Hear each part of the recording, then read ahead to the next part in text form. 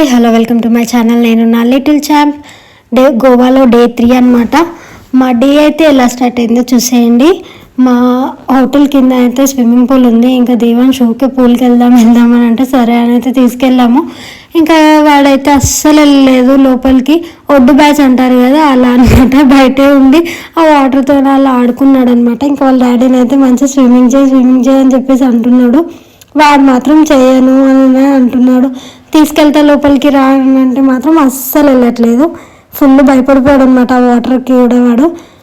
ఇంకా కాసేపు అలా ఆడిపించేసి ఇంకా పైకి అయితే వచ్చేసి కొంచెం ఫ్రెష్ అయిపోయి టిఫిన్ అయితే ఆర్డర్ చేసుకున్నాము. ఇడ్లీ వడ పూరి ఆర్డర్ చేసుకున్నాం. కానీ అస్సలు బాగాలేదు, లిటరలీ అవి అస్సలు బాగాలేదు. ఇంకా సరే అని చెప్పేసి అవి కూడా ఫోటో వెళ్దామని అయితే కిందికి వచ్చేసాము స్కూటీ దగ్గరికి, పార్కింగ్లోకి. ఇంకా అక్కడ బటర్ఫ్లై కనిపిస్తే దాంతో ఆడడం మొదలుపెట్టాడు. కానీ అది ఆగుద్దా ఎగిరిపోయిందనమాట. ఇంకా ఆ గొడవ ఫోటోకి అయితే వెళ్ళిపోయాము. కానీ ఎంత ఎండ కొడుతుందంటే వామ్మో, ఆ ఎండకైతే అసలు ఎనర్జీ లెవెల్స్ మొత్తం తగ్గిపోతున్నాయి. ఫస్ట్కే అలా ఉందన్నమాట ఎండ. ఇంకా ఫుల్ రద్దీ కూడా ఉంది అనమాట ఆ రోజు. ఎందుకో ఏమో మరి తెలియదు కానీ చాలా మంది ఉన్నారు. ఇంకా మేమైతే రిటర్న్ వెళ్ళిపోదాం అనుకున్నాం కానీ ఇంకా సర్లే మళ్ళీ టైం దొరకదని చెప్పేసి అయితే వెళ్ళాము. ఇంకా టికెట్ తీసుకొని లోపలికి అయితే వెళ్ళిపోయాము. ఇలా లోపలికి వెళ్ళిన తర్వాత అక్కడి నుంచి స్టెప్స్ ఉంటాయి అన్నమాట. అక్కడి నుంచి లోపలికి వెళ్తే పైన ఫోర్ట్ ఉంటుంది. ఇవన్నీ మధ్యలో ఏవో ఫొటోస్ ఉన్నాయన్నమాట. అదైతే చూపిస్తున్నాను మీకు, చూడండి. ఇంక ఇక్కడి నుంచి వెళ్ళి పైకి వెళ్తే వ్యూ పాయింట్ ఉంటుంది.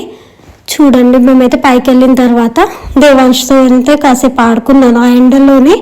వాడైతే ఫుల్ ఎనర్జీగానే ఉన్నాడు ఆ ఎండలో. మేము మాత్రం ఫుల్ మొత్తం తడిసిపోయామన్నమాట. ఇంకా అలానే అంత దూరం వెళ్ళాం కదా, అందుకని ఫొటోస్ అయితే దిగాము ఆ ఎండలోనే అలానే. ఇంకా నేను అలా పోజ్ పెడితే వాడు కూడా పెట్టడానికి ట్రై చేస్తున్నాడు, కానీ వాడికి రావట్లేదు అనమాట.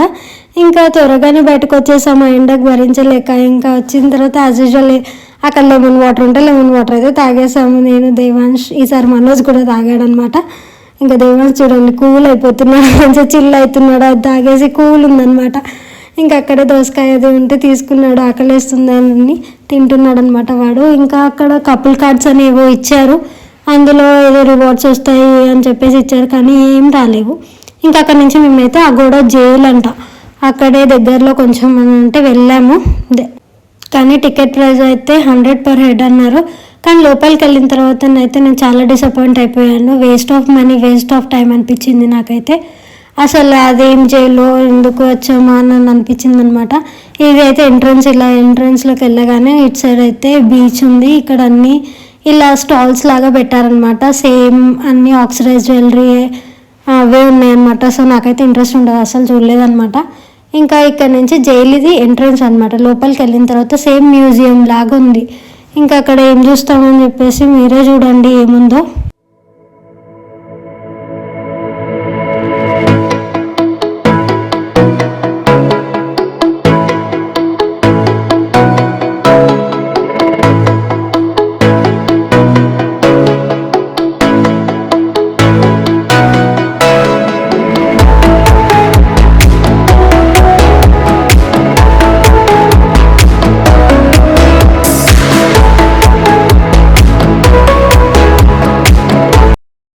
ఇంకా మేము అక్కడి నుంచి అయితే ఇంకా రూమ్కి అయితే వెళ్ళిపోయాము.